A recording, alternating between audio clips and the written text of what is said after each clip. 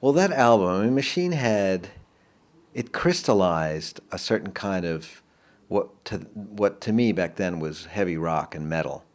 And I think that's the important part of it. I mean, there was a lot of heavy rock going on a few years before that. I think a lot of the bands who were doing it thought it was going to be over in a few years. But when that album came out, from me and my friends being in a high school rock band that was playing Sabbath and Stones and Hendrix and Cream and stuff like that, it meant a lot because we stepped back and we said, "Wow, this record has done it right. There's something solid about it. There's something cultured about it. It's gutsy, it's bluesy, it's soulful, but it's polished at the same time." And certainly from a guitar player's point of view, it was, being an American, it sounded kind of exotic in a way. I started playing drums when I was 9, but switched over to guitar the day that Hendrix died. And I think that leading up to that period, I'd heard Deep Purple. Of course, they had a couple of hits on the radio, especially with Hush, and I could tell that Richie was part of that Hendrix club, I guess you'd have to say.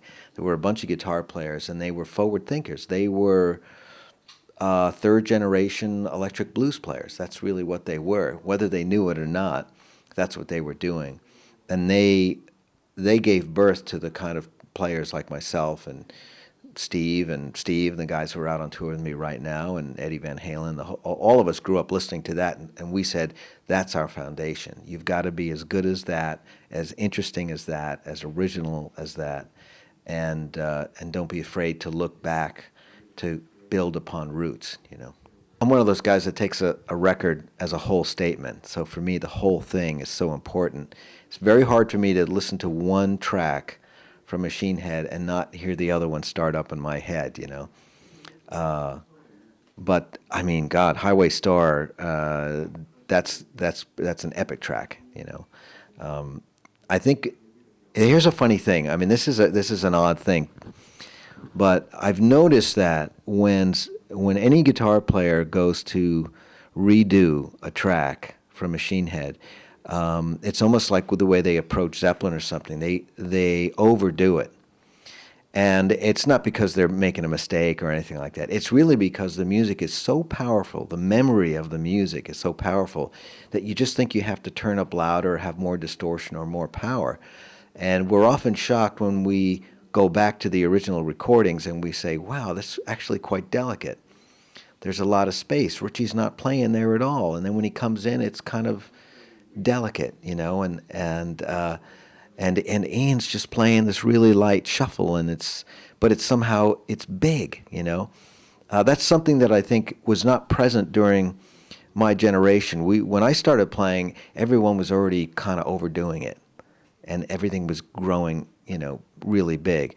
The Purple guys come from that group of players that learned how to play out of the 50s when there was a lot of stuff going on. The swing and the groove was still present, I think, as a starting point for people. Things got very straight, during my coming of age. Things starting to straighten out a little bit more. And the thing that you mentioned any standout tracks, and I go Highway Star because that's one of those tracks that everybody thinks is heavier. And I've been guilty of playing it way over the top as well because it just seems to be so big in my memory. But it's because they played it so well with so much finesse. If I look at Deep Purple and Led Zeppelin and Stones and Hendrix and Cream, to me they're just icons. They're brilliant legends, and I wouldn't want to take any one of them out of my DNA. You know what I mean? And I think that's what gave me such a hard time when I was playing with Deep Purple, is that I kept hearing Richie in my head as being the standard, from tone quality to rhythm and inflection, that when I heard my own guitar sound coming in the other ear, I thought, oh, that's not right. That's not the way Deep Purple's supposed to sound. The promoter in Japan, Mr. Udo, upon hearing that there was a chance of cancellation, reached out to the Bill Graham management team, and I was managed by Bill and the team, and Bill before he died. And so oh, I forget the guy's name at the office who took the call. It was who was close with Mr. Udo. Anyway, he mentioned it to one of my guys, and they gave me a call, and I immediately said, absolutely not. You know, could never replace Richie Blackmore. And I hung up, and then about 30 minutes later, I called him back and said, you know, did you say no yet? You know, and they figured I was going to change my mind. So I thought I should just do it anyway, just so I can be with those guys, you know, even though I knew it was going to be tough, that the audience was going to have a very hard time accepting anybody, and especially me. But it was a good thing that I did it, because I made a connection with those guys, which I thought was very important, and it almost felt like it was something that was destined to happen. And as you know, the Deep Purple guys are fabulous human beings, and so you do feel welcomed, because of, you know, they just have genuine hearts and they welcome you in. So they made it so easy for me to be myself for those 6 months that I was sort of associated with them and doing those tours, that it was great. And I was able to, like a fan, experience, you know, just like a fan, a dream come true. It was just like someone, like Ian saying, anybody want to come up and play with us tonight, you know, and I walked out of the audience. It felt like that every night. As I looked across the stage, and I'd say, I can't believe I'm here, you know.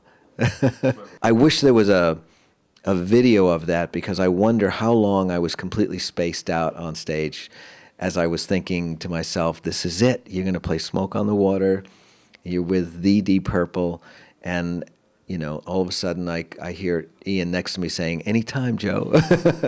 I used to tell people it was like, if you can imagine walking into an album, it was like walking into Machine Head. That's what it felt like to me. Because we were in a small, very dry rehearsal room. The excitement, you can't stop it. But we were in this small, very dry rehearsal room in Tokyo. And so it in a way, it mimicked the sound of the record, which was very tight, you know. And when we started playing, I realized that each of the guys in the band actually sound exactly the way they do on the record live. There was no studio trickery. There was no resampling or anything. Ian Pace played exactly like Ian Pace with that wonderful groove, and John Lord made that magnificent sound all by himself, just in a little rehearsal room. And Roger, thunderous bass, the rhythm, the timing, the whole thing was there. As soon as Ian started singing, it was like, oh my God, you know? So the trick was, you know, how do I not screw this up, you know, because it sounds so great, you know? You know, the minute guitar player, you know, detail is that I play a different guitar than Richie. I play a different sound system. It's a very different thing altogether. And I went in thinking I can't copy him. It would just not be the right thing to do to Richie, to go in and try to emulate his tone, get a Stratocaster, set up a powerful yet kind of liquidy sounding, you know, Marshall setup. I think that would have been a sin, you know, the wrong thing to do, one guitar player to another. So the only thing to do is just to be myself, you know.